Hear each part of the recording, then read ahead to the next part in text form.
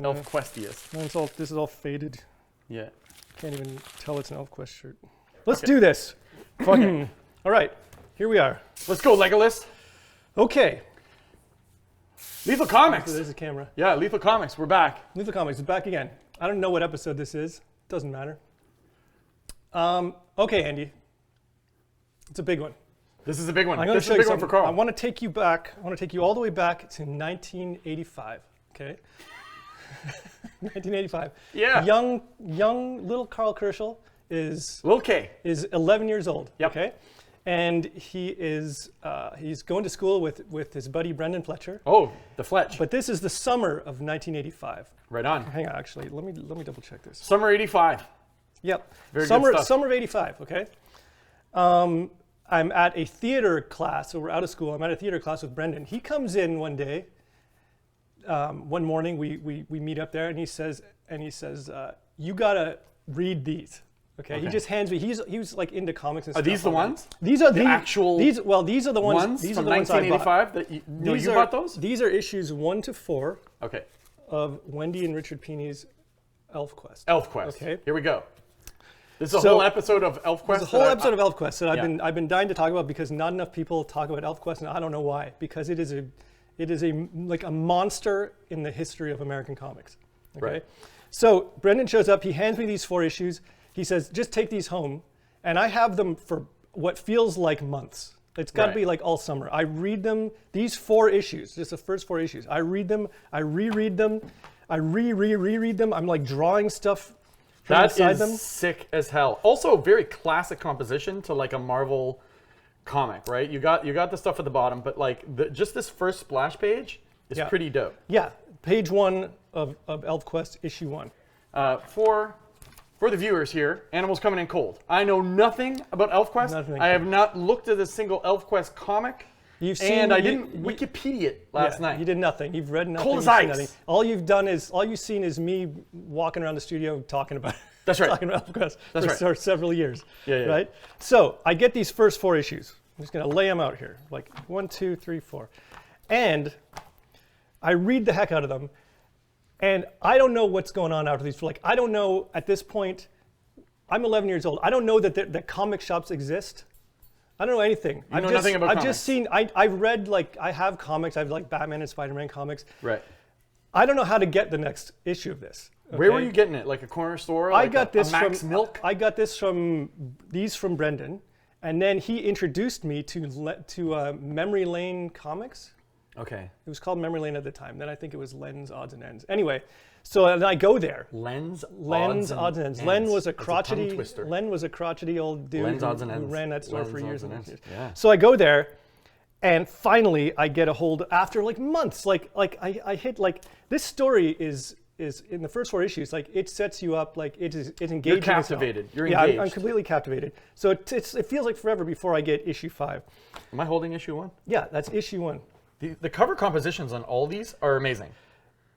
Also, her art style is dope as hell. Yes. So let me just give you a short history of Elfquest now. Yeah, right. Okay, let's hit it. So Elfquest is created largely by Wendy Pini. Right.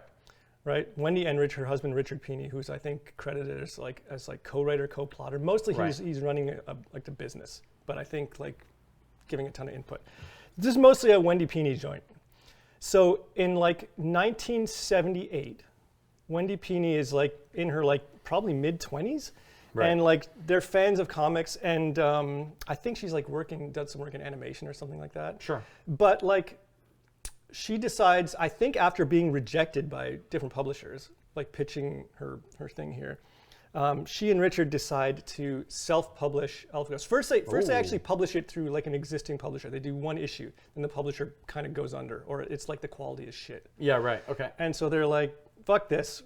We're just going to do it ourselves, which is one of the reasons I want to talk about this, because Elfquest is, in addition to being like an immaculate work, like a fully formed like masterpiece from like pretty young comic book creators.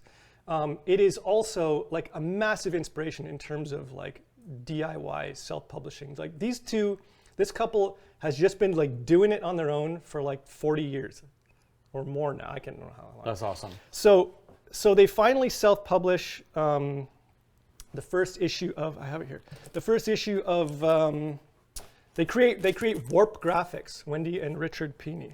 Yeah, so we're rocking a magazine format. Yeah, so it's a magazine format. It's all black and white inside. I'm going to show you just like a random issue here. And young Karl doesn't know about these yet. Right, the mags. Like these that I just showed you are Marvel Comics reprints. Through Marvel's Epic line in the 80s. Right. But originally, it was Warp Graphics. Elfquest came out by Warp Graphics, which is Wendy and Richard Pini publishing. And it is every issue. Oh, that's awesome. Every issue is magazine size and has like Wendy's art on the back. It's like a profile picture on the back. This character kicks ass, by the way. Yeah. That's a great shot. Magazine size. I love this. This is hilarious. There's like always a little Richard Pini editorial. Cool. And very cool. I didn't truly, like, I loved the art in Elfquest, but I didn't truly appreciate it until I started finding the black and white, the black and white goods. Because, I mean... Yeah, super cool. Oh, trippy. From montage style. Nice. Like, the brushwork, the composition, like the page layouts, just the amount of text to art on a page is so masterfully done. What's funny is there's like a weird, like, the way she deals with the eyes feels like where all manga went. Exactly. That's kind of my other point, is that this is like kind of like the first, at least for me, like the first sort of like foot through the door of like manga influence into like American comics. These are fantastic faces. That's really good. Everything about this is expressive and fantastic. Like just look at the depth of line. Good like silhouettes. there's beautiful brushwork. There's incredible, like it's super textural. Like look at it's fantastic. Like the wind blowing. Like I wonder if it looks like she went in after with a knife. White or a knife. Yeah. It looked like these look like knife scrapes, and this looks like just like your toothbrush. There's not a lot of like zipatone kind of stuff here. It's like there is. There's. But a lot of, and there's some here too, but a lot of it is largely done with just interesting brush and pen work. Right. Is this why you like Frazado? I never made that connection, but it's And possible. I'm immediately like Frazado. The guy who did Frazado must have been influenced by this because stylistically, there's like this is an insert story here. So look at this. Yeah, that's great. So I collected when I was young. I was buying all the Marvel stuff, right? So Marvel basically reprinted these with color. I want this vest. That's Cutter. I want to wrestle in that vest. His name's Cutter? Yeah. So he's a badass. Do you want like a quick story synopsis? Yeah, hit me. So this whole story is the Elfquest story is about this tribe of elves called the Wolf Riders. Nice. Good name. Because they ride wolves. That's pretty metal. Yeah, super metal. Yeah. This could be a metal cover. I mean, for God's sake, like it could be an album cover. This tribe called the Wolf Riders, who are basically kind of like semi-at war, like the humans. There's like tribes of like sort of prehistoric kind of humans hunting them out of fear and hatred, and they burn down the elves' forest where they live, and all these elves have to basically flee into the desert where they go in search of other elves like themselves. So it's a bunch of elves riding wolves who go trying to find other bands of elves and eventually sort of like form bonds and like expand their elven community and ultimately go to like try to figure out where they all came from, like how they arrived on this planet. How large are they in comparison to humans? They're real small. They're small guys. Yeah, they're like 4 feet tall or something like that. Like they're real small. They're riding on wolves. They're riding wolves. Like if like Bronco style. Yeah. Yeah. So these humans here. Those are humans? These humans have captured one of the elves, one of the Wolf Riders. Son of a bitch. And they're about to torture and kill him. I like the colors. Yeah. I love the colors. I'll tell you what. You give me some flat colors with creative color ideas on newsprint. And I don't know if Wendy I'm colored in. these herself. Written by Wendy Art. I think she must have colored these. Yeah. So do you ever notice like a lot of the time that when you have a cartoonist, I find like lady cartoonists are like always color themselves, and it's so good. I don't know. Do you have other examples? You mean besides Sweeney and Marguerite? I think most artists when they color themselves. When Becky colors herself, it's amazing. All of them? Not me, man. No. Everyone I struggle through that shit. Anyway, so they've got to rescue their buddy from these humans, and then the humans get pissed off. That is an awesome shot. And set fire to the forest. And so they go to the trolls for help. They're like, there's nowhere to go. The forest is burning down, so they go to the trolls, and the trolls sort of grudgingly let them in. They kind of break in, and then they kind of ambush these trolls and get their king to let them to guide them out into like a safe haven. Check out this ad. This ad always bothered me. It was Thor, but he always looked so mushy. I just assumed it was Thor. It's someone ripping off Thor. Oh, okay. Makes sense. It's not even Thor. Look at this guy. These guys look like Christmas elves. That's the king of the trolls. He looks like a Christmas elf. Or a so troll. So anyway, troll. so Wendy and Richard self-published this in like 20 or 21 issues, and they come out in magazine format 3 times a year. Right. And like there's a subscription service, right? So you can subscribe to it. Yeah. And she's doing like Ooh, this one's even better. Look at this guy. I'm trying to remember how many pages these are. I love the covers. The covers are great. There's always she takes an action sequence, and there's always multiple characters.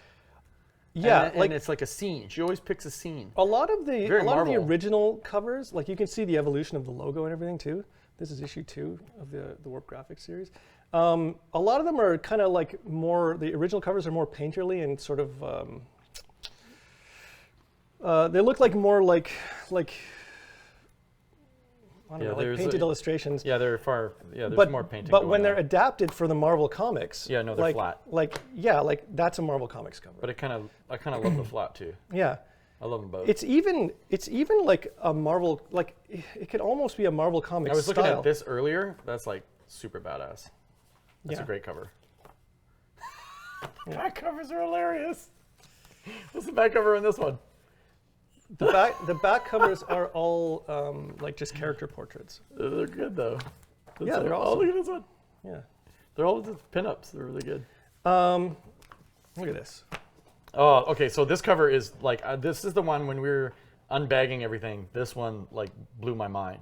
Yeah. So this is like history of the Wolf Riders stuff, because it turns out that they like one of their ancient ancestors like kind of like mated with a wolf at some point. It's the only one of them to. There's some crazy shit. All right. This is the only one of them to have adapted to this new world by kind of like intermingling with the local fauna. And this is like history of the wolf. Look at that. Look at the coloring in this. I love it. I love this. Not just the coloring, but look at this. Like right here. This. But look at the line work. Oh, yeah. Like it goes from like kind of scratchy penwork all the way into this like heavy modern brush look. And the coloring is also great. The coloring's fantastic. And all the magazines are black and white. Yeah. So when they adapted these for the Marvel Comics, they were a different. Look at that. I know. Woo! Badass. So they were a different size and different page length. And these Marvel Comics had to be 22 pages or something. So they had to break the story at different points. So where the issues ended naturally in the original versions, they had to like kind of like cut earlier or do like extra pages or extra sequences in order to make it work. As a Marvel comic. And then ultimately, like I think they published Elfquest with every major publisher. Like Marvel had it through the Epic line. That's right. DC published it for a while when they were doing new material. Dark Horse published it for a while when they were doing newer material, and but the Pinis have maintained creative ownership of it throughout. So they can pull whenever they want. Yeah, okay. I think they probably make a publishing deal to like do this arc. Yeah, right. And then they also, which is also like kind of like following the webcomics model, they also made like the entire run of it free on their website. Whoa. So all of this stuff is kind of a model for how I operate. And I think my attitude toward publishing and self-publishing and doing things yourself was sort of molded by these guys in the mid 80s by what they were doing. And then it was molded like the foundation of it is from like the Pinis doing Elfquest, like just doing what they want to do all on their own. And then it was like cemented by the Image guys. Yeah, the Image guys. Also, like when I think of someone that goes off and just like, you know, goes full blast into their own world, I think of like, you know, Magnolia 2, like with Hellboy. Yeah. And BPRD, it's like it's his baby, it's his world. Mm-hmm.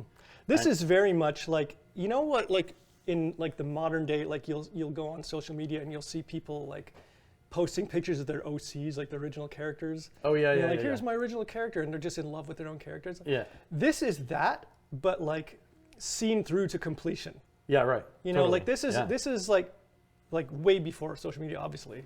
But Is it still happening? Is it still who, going on? I think they wrapped up the final quest, Okay. which I never read. Like I basically stopped after like the second series. Okay. And I stopped because like Wendy was doing less of the art. Like she was penciling, but then someone else started inking it. Yeah, right. Okay. And then actually it was harder to keep track of when it was coming out. Like they did this like Siege of Blue Mountain. Her inking's fantastic. Her inking is amazing. The line work's great. The spot blacks are great. Yeah, Her so- cartooning's really cool. So here you can see like this is her penciling the second series, but someone else is inking it. It's still good, but it starts to lose something. That's an elf compared to a large human. I imagine she must have known like Dave Sim and like Cerberus. Yeah, and so that kind of I biz. think Cerberus was like one of the few other like indie comics coming out in the not direct market, but in the main market when they started self-publishing. There Right. weren't a lot of examples. Yeah, you know, because like, Cerberus I think was pretty much self-published, wasn't it? I think it was totally self-published. Yeah. Yeah. So the thing with Cerberus is Dave Sim and I think his name you pronounce his last name Gerhard were from my hometown, Kitchener-Waterloo, and Gerhard's wife worked for my mom, and every year when I was a kid, I wanted to go into Dave's studio and watch them draw and work. And Dave, Did they work together in the same space? I'm not sure if they worked together. I don't know because Dave would never let me. Oh, bummer. He would always turn it down. I can't remember the story. I think he was like worried about me getting chocolate on his pages or something. Like, don't need a kid in here with their chocolatey that's a fingers or legitimate something concern. like that. You don't Something want weird some, like you don't that. want some little But I had my jam- mom like jam hands try and get Gerhard's like wife to like ask him like every year, and he just never did. And then I saw him at that TCAF show, and he was like looking at my art on the wall, and he was just like, "Oh, this is really great." I was like, "I'm from Kitchener," and he's like, "Oh yeah," and I was like, "I'm chocolatey fingers." And he didn't know what I was talking about. Yeah. And I was like, I was the kid who tried to get into your studio every year, and you wouldn't let me in to see like how you did it and how you worked. And he's like, guess I didn't need to. And I was like, all right, fine. All right. Thanks for nothing. Yeah, thanks for nothing. All right. Yeah, you had jam hands. That was a thing. Jam hands. You don't want to let some jam hands. Yeah, kid in yeah, the exactly. studio. Don't want any kid with his like getting his bubble gum all over my original aardvark art. Though I would like to.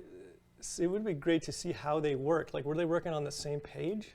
Because Gerhard was drawing all those. Well, it was original, so they backgrounds. must have. Yeah. They must have. And his backgrounds were Well, they could have gorgeous. been layering it or something. Yeah, I don't know really how they went about it, but like it must have been something like that. But like there was a comic book store near there called Now and Then Comics that popped up in the Cerberus issue of Spawn. Spawn goes to like my hometown, and Spawn's hanging out with Cerberus, Yeah. and they have like one of the photo things I think of like Now and Then Comics in the background. Now and Then was a really great comic store in Kitchener-Waterloo, but in the Kitchener side, downtown Kitchener. And if you know that area of Ontario, Kitchener and Waterloo are like two cities, but they're kind of connected. And Waterloo has another one called Carry On Comics, and that's owned by a guy named Andy. And they were at war. That I don't know, maybe, I don't know for sure. Andy was a real go-getter, but like Carry On Comics was my comic store growing up. I went like, I'm still like pretty like, if I think of a comic store, it's like, you know, Andy's comic store is the best, and Andy was like the man. He's like super cool. And they opened like some guy opened like a warehouse in my hometown with, I gotta bring you sometime. Like we'd have to go to Kitchener. Yeah. But the old gun store, Lovett's, turned into a comic book warehouse. And some tech bro guy, I think one of the guys part of RIM maybe, like BlackBerry, was just buying collections like crazy and filling this place. So they had like 4 or 5 runs complete of heavy metal magazine. Comics and guns. Comics and guns. Yeah. That'd be amazing. Yeah. So I was going in there, like even a few years ago, I think like 2 years ago, raiding the place, getting heavy metal magazines and, like the Savage Tale magazines and stuff. And I bet you they have a ton of Elfquest in that place. But I felt like I was cheating on Andy. So before I went there, I went to Andy's store and wanted to buy a bunch of stuff. So I was like coming over with, this is where I got those, what are the ones? The dude has the wolf mask. It's like a native guy with a wolf mask. Red Wolf? Oh, yeah, Red Wolf. Yeah. So I was picking out stuff, and I wanted to buy a bunch of stuff because Andy's still rocking, and his store's still kick-ass. Like, still a great comic store. And, he wouldn't let me pay. Oh. Yeah, he's so sweet. He's just like, I had friends there, and he was just like, I remember, Andy coming in here at like 8, 9, and 10, buying his Mark Bagley Spider-Mans and trying to get the Simon Bisley heavy metals behind the counter. That's a really nice story. It is a nice story. It has nothing to do with Elfquest besides the service. All it makes me think about is all I had was fucking Len, who was a mean old... What's it, Len's what? Len's odds and ends. Odds he was like a mean old guy. Len's odds and ends. So one time, my most vivid memory of Len, was like when I'd read a bunch of Elfquest. The Marvel series hadn't completed yet, but they published through Starblaze editions. They published 4 large softcover collections of the entire first arc, and they were up on the shelf behind Len, like right at the cash, just up on the shelf. And I remember they were like $16 per book, and I got a bunch of birthday money one year or something. I got like $100, and I was like, I'm gonna go buy all 4 of those books. So I went in there, blew basically everything I had on these 4 books, and he was still a dick. Like he was still kind of a jerk. Len would never give me anything for free. Nothing changed. No. Nothing's changed really, right? We're still dealing with that. You know what he did do, kind of? Yeah, not much has changed. Len's no longer with us. But one cool thing Len did so we can talk shit about Len. He had like a basement full of like his back stock, right? You didn't really know what was down there. So you could like basically like he'd give you like a small box, and you could fill a box with whatever. And like pay a flat rate for the box. I never did this. I just heard about it. Heard it was like legendary. So people were walking out of there with all this old amazing shit for like $15, $20.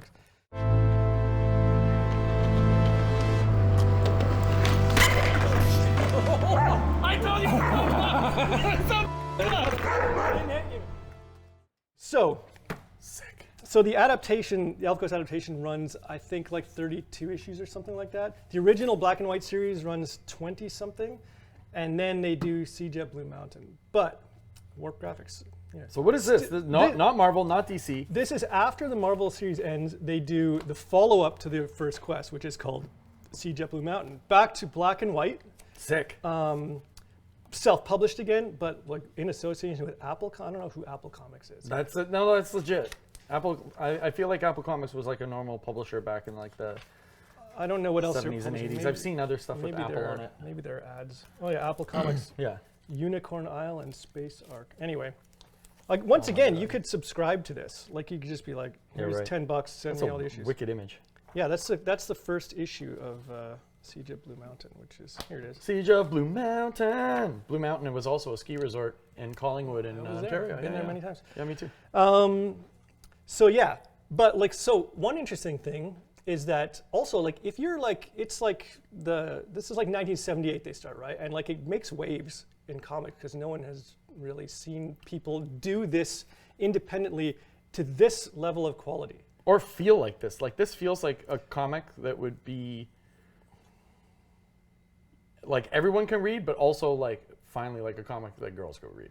It's definitely that. Yeah. It covers many like interesting social issues there's just different perspectives on sexuality. There's like abuse stuff. There's like race stuff. There's like, but none of it is like it's overt. all through a fantasy lens, you know. Yeah, right. But one of the things that made it unique. Look at that. Oh yeah, she's one of my favorite Sweet. characters. One of the things that made it unique was that like this started coming out with a planned ending. Like we're reading comics that are, every issue's a cliffhanger. They're serialized comics, right? Yeah, right. This was like a mapped out, like she's got a story to tell. She's got like a bunch of like fully formed characters, and she's got an ending for it. And they just go for however long it takes from 78 to whatever, like 3 issues, 3, 6, 9, 12.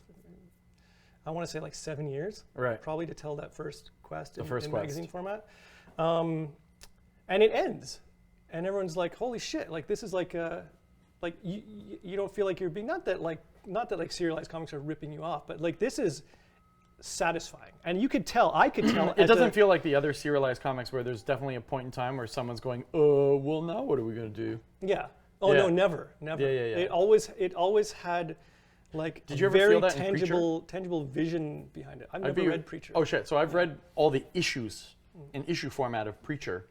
And after the first big arc, the stuff that came after felt kind of like, yeah. what do we do now, This guys? is like, it's like the J.J. Abrams school of storytelling. Yeah, exactly. Like, Where, like, it was here's kind a of like neat- the story was over and it was so successful. People were like, just do more. And he was kind of like, okay, some stuff. here's some stuff. Yeah. But you know, like I think it's because I'm not a guy who we love wicked a cover. lot of things. Sure, yes. But like I'm not like a hardcore fan of many Right. things. Like Yeah. there's a couple things I love a lot. And Yeah. I will seek them out. Like one of them is like Macross Robotech stuff. Yeah, of course. One of them is like Elfquest to an extent. You know, like Right. I'm not going to seek out every Elfquest thing, but I think it's interesting. But are you now? No, I'm good. I think I'm good. Unless I found like some copies of like the first printings of like Fantasy Quarterly, whatever. But like, I think it's interesting that it's like an 11-year-old kid. Like, I read these 4 issues and immediately felt tangibly like these characters were whole characters. You know what I mean? Like, there's nothing like every character in this series has like a rich like personality, backstory, relationship to everyone else, and you feel it immediately upon reading it. And now it would take you like many issues to get that same level of like connection or familiarity with Do you characters. do you like remember where you were reading them in your Yeah. house and stuff Yeah, like that? yeah. Like the older I get, the more I'm trying to like chase this feeling, and it's a feeling of like when, you know, I'm sitting there reading like monster comics or like Thor or whatever, and you have almost like a timeless moment where you're discovering something, and there's like there's a safe feeling, like a warm feeling, and a timeless feeling to these memories. Like as you get older, we're just always faced with like go, next thing. And all of a sudden, like your life is flying by. And the things that you're clinging to in your head often are like this, like the first time you discover this thing. Yeah. Right? And There's I'm always that, trying like, to like There's that think like, about that when I'm creating stuff, and like getting back to that moment where you're like really invested in an idea and a story, and making it exciting. Like so much of like, let's say the Netflix idea, there's stuff that's like, you know, it's just meant to be fodder. Yes. Right? Well, so that's what like I have like a really good radar for artifice. Like I don't like ever Yeah. feeling like I'm being sold something, you know? Like, Right. And there's coming up with an idea, there's pitching an idea, there's doing a thing because you think you have like a saleable idea, and then there's like something authentic. And there's nothing artificial. No, this is about what we're talking about. This is everything like, that we want to do with Lethal Comics. This is what we want. this is the most sincere Yeah. like set of characters and story that I've probably ever encountered. It just feels like it came out of someone's heart. You know what I mean? And all of our stuff should feel like that. Like Yeah, you're but either going to get almost on. nothing like does. we have these worlds that we're creating. Like you have worlds you're creating at Lethal. I have worlds that I'm creating, and we're going to make and develop those worlds. And you can come and check it out and read it and jump on board this thing that we're doing, like this story that I'm going to unfold over the next bunch of years, or not, right? It doesn't matter. We don't. Anytime that really bothers me. Anytime I feel like someone who is an artist or a creator is like, let's look at the market and see where I can make money. Let's see where I have something marketable, because all that matters is like the marketing part, and I'm kind of like, you've turned me off immediately. Yeah. And it feels like 90% of what's out there right now is just that. Like, how am I going to make all this money to get people invested? And I think they've completely forgot about the joy of getting into your own world as a writer. Like, I'm reading all the back catalog of Robert E. Howard. Dude, like, holy crap. Like, the Conan series, and he's got a couple other ones. But, like, he's so invested into his own world. Like, there's such a hardcore investment. It's like he walked into his study, right?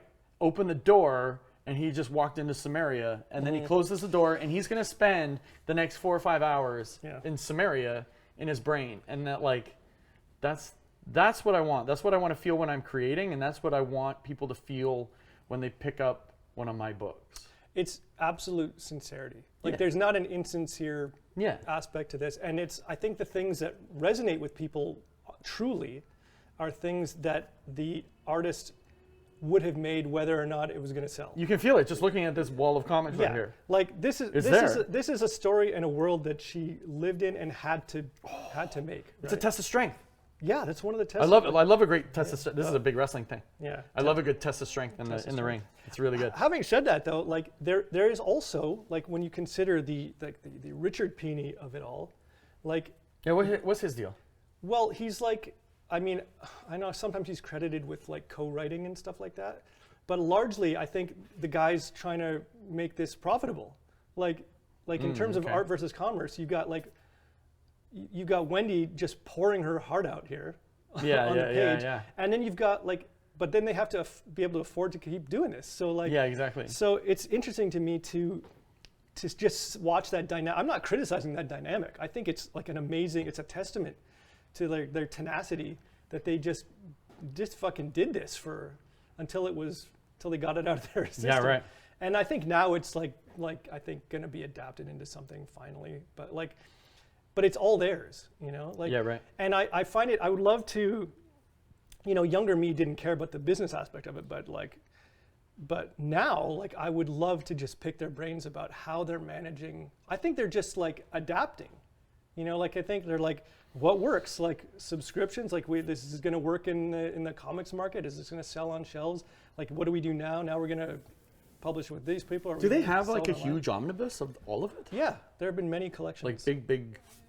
Yeah, like I phone think. books? I don't have them. I have my Starblaze editions of the first right. Quest.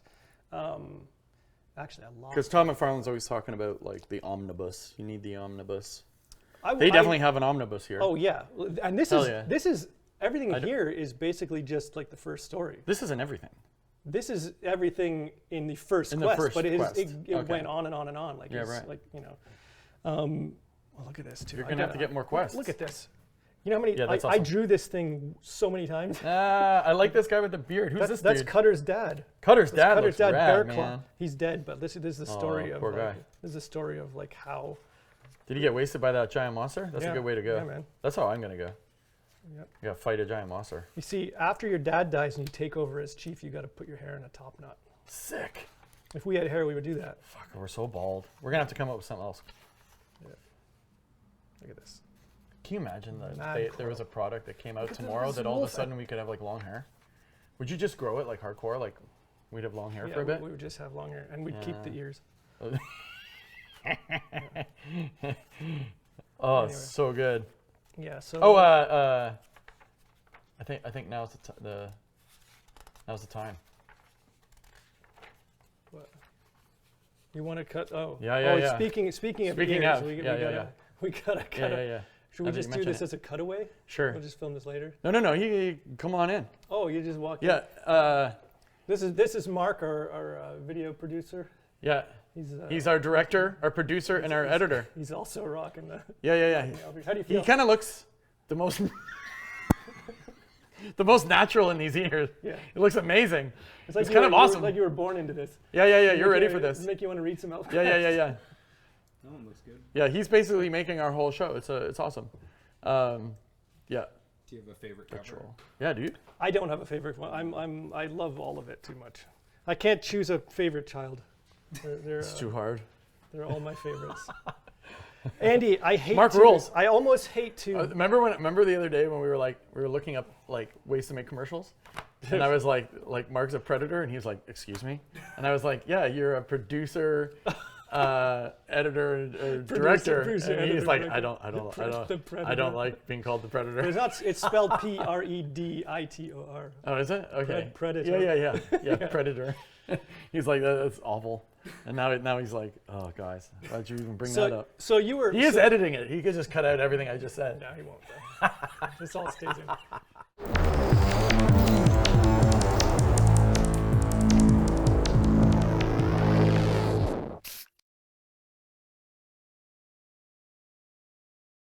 So we were at the Heroes Convention in Charlotte. By the way, we're invited to Heroes again. Yeah, we're going back. Woo! We'll see you Back guys to there. Charlotte. But so 2024 we were there, and 2025. and Wendy and Richard Pini were there. So Did you go? That's right. And you were all excited. first time, I remember. yeah. So like I'm not a guy who has ever like aside from like the Image Comics tent in like 1992. Yeah, right. I don't think I've ever signed up for an autograph. Yeah. Or lined up for at someone's table. I've lined up at many tables for like art critiques and stuff like that. Yeah, but right. never to get shit signed until last year when I waited in line to get my signed copy of Elfquest.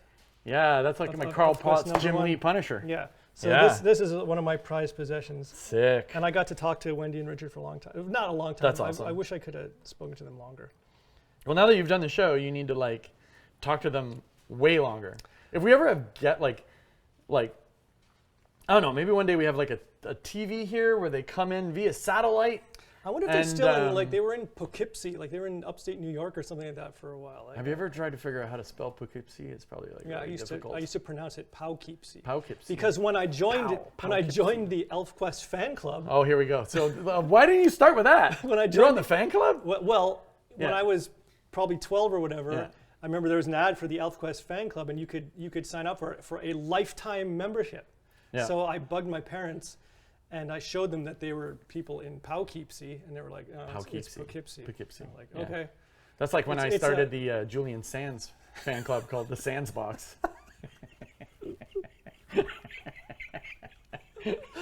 Julian Sands! I want to put like an address at the bottom of the screen here. Sign up for the Julian Sands fan club. Sands box. There's a picture of like a rock and a skeleton beside the rock because he died hiking. That's so bad. Dark. So I signed up for the Elfquest fan club. I got a few like newsletters and stuff from them, but then like it did not really last for a lifetime. But it's not easy keeping that shit up. No, it's hard. No, especially if you're just two people. But I do have like a million questions for them about like publishing and not only that, but like I could like just talk to Wendy about her inking technique forever. Yeah, it's great. Did Larry Hama have nothing to do with this? Is this our first Larry Hama-less YouTube? No, it's not because I just brought him up. Yeah, why don't we need also a framed picture of Larry Hama. Our patron saint. Yeah, our patron saint, Larry Hama. Andy, That's awesome. That's an amazing drawing. I just love her faces. It's not just her faces. Her faces are amazing. It's the level of like black spotting to texture. Like this must have influenced Smith with Bone. This must have been like an influence on Bone. I think this influenced a lot of people. Yeah. Like from the types of line. Look at these layouts. Like I would never do this layout, by the way, though. It's wacky. I would do some or this fun one. angle stuff. That's not my style. Why don't you like have a look at Akira again and then talk to me about layouts because like he's doing this shit We're not ready for everywhere. our Akira show, but it's coming. I'm afraid to even mention this to you. Okay. But this issue 17 is the famous issue with the elf orgy. Oh snap! I'm gonna have to read this. I feel like I can't talk to an Andy. elven orgy. I can't talk elven to Andy. orgy. Yeah, an elven. Say that's a tongue twister. An elven orgy. I can't have a Lethal Comics podcast talking to Andy Belanger without showing him the let's see the elven orgy scene. So like these elves, just let me set you up here because all right. because are you introducing everyone coming into the orgy? No, not everybody. But I'm just gonna tell you that we're reaching a no pun intended climax of this story. and because the elves have the woodland elves, the wolf riders have like hooked up with these sun folk elves and these snow elves, and they're basically all like being manipulated in this kind of like intricate game created by this sort of like half troll guy who I won't get into right now. But they're about to go to war, so they're about to go to war. So they find like they know like Very Lord of the Rings here. they know a bunch of them are like Battle of the Five Armies are here. but probably it's gonna 3 die. armies. Like Yeah. like they're given like war speeches here, It's great. and so like there's like a night of revelry before they go to war. Okay. And like so here they're all like let's love it up a bit before we're all gonna die. Oh, So- you know, it looks very PG. It's totally PG. I'm just showing it to you because I know you would want to. Yeah. It would be of interest to you. Yeah, I'm It gonna doesn't read this last after. very long. It's just like a few. Also, there's like, she does amazing like. Look at this moment-to-moment panel work. Yeah, it's great. Oh, look at the She's hair pulling pulling. his hair back to talk to him here. It's just a great. That's sequence. sexier than actually just showing anything. So sexy. Yeah. And where is it? Is it issue 5 where Cutter finally?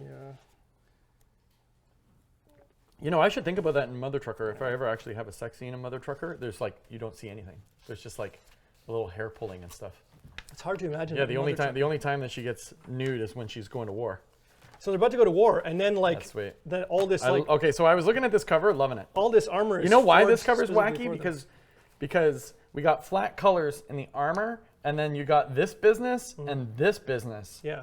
Well, I think it's Bold like choice, Cotton. it's a silver treatment. Let's see where this goes. on that cover. So this is like the issue right after where they actually put on armor and start Cool. fighting. People are dying. People I have are to bleeding. say, this is like hard in the fantasy D&D world of stuff, right? Like we got some, you know, Lord of the Rings action. And I was gonna say, growing up, you're a little bit older than me, but not by much. Mm-hmm. When we were growing up, the greatest trilogy ever was Star Wars. Yeah. But I have to say, over the folly of all the movies and television shows, Star Wars is not my favorite trilogy. Lord of the Rings is my favorite trilogy. Yeah. I mean, some people say Godfather, but well, like, I don't know how you even can compare them. I have to, like, Lord of the Rings is my favorite trilogy now. Hmm. Star Wars is gone. Even like I tried to watch it the other day. I watched all 3 movies, and I was like, I think I've just been like, I tried to. my heart broken. I'm trying to get my kids So hard. to read Lord of the Rings, and Yeah. it's uphill It's not battle. easy. I'm reading the first one right now, and it's not. It's hard. It's difficult. I read them all it's years ago. It's tricky. It's I- not. I don't find it as bad as like George R.R. Martin's. That's pretty- Game of Thrones. That stuff is like stereo instructions, but like Really, I feel like that's, I feel that's like easy Lord of the reading. Rings is. I'm into it more. But the problem is I've seen the movies.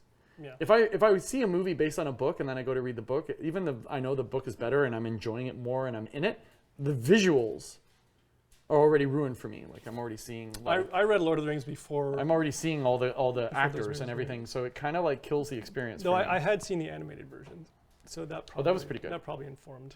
That animated version's awesome too. I think I might be good to go here. Like other than like just opening these and marveling at the art, which I Yeah. wanna say again is like super accomplished for someone so who's awesome. like I just want to reiterate, like I don't think she'd made comics before this. She just went right into Elfquest. Like, yeah, like can you imagine producing this level of quality having never yeah, it's produced unreal. comics? I mean, if So she, cool. If she did, it was like fan work and probably not that much of it. Yeah, right. Like, I'm just astonished at the perfect balance of art to text, The other thing the is like pacing of bringing it. this up, even after yesterday when we got the news that Diamond is going out of business, or filing for bankruptcy, or someone's going to buy them, Yeah. which is probably going to happen. Nothing's Bankruptcy going to happen, protection, and someone else does it. It's another reason to like, look at what we do and buckle down and just, do our own thing. Yeah, You and I are part of a system where it was a game of musical chairs, where we're all trying to get published, we're all trying to get work at publishers. And like there's like a thing ingrained in us to like hunt these things, and I have to fight that thing every day because I want to be Wendy Pini. I want to be, Magnola. I want to be. think in large part because of this, like I never feel like I'm fighting that. Like for the last many years now, like I've been making comics professionally for probably like more than 30 years. Yeah. And only at the, only for the first half of that, really, did I maybe feel like I was chasing like work chasing from stuff, publishers, yeah. chasing it. Like, and then I stopped chasing it, and I haven't chased it, and like I'll do the odd thing here and there, but all I give a shit about is like making my own stuff. That's good. And so far it's not a dissimilar model to what they were doing in not at all. the 70s and 80s. No, right? not at all. Like we're making our own comics. We are relying on a readership Ourselves. of some fans to support it at like a much lower scale than you would if you were in the direct market. And I put everything online for free to build a readership and build goodwill, and I want people to find it. So yeah, like we're like, I feel like a kinship. Of course, I do too. Now we're gonna have to read all these. You It's absolutely gonna take should me read forever. them. I'll bring you my Starblaze editions. Yeah, You can, that'll be you easier. can read. It's just 4 volumes of greatness. Though I do like it a lot better in black and white. Yeah, it looks really good. The black and white This is like this is brilliant. impeccable. That's brilliant. Yeah. Sweet. Look at that. Badass. Yep. So that's it. Wendy, I love you. Thank you for getting me Thank you into for comics. allowing me to enter the world of Elfquest for an hour. It's really great. Yeah. And that's it. All right. Until next time. Till next time. Elves out. I don't. We didn't even address the ears until we brought Mark on.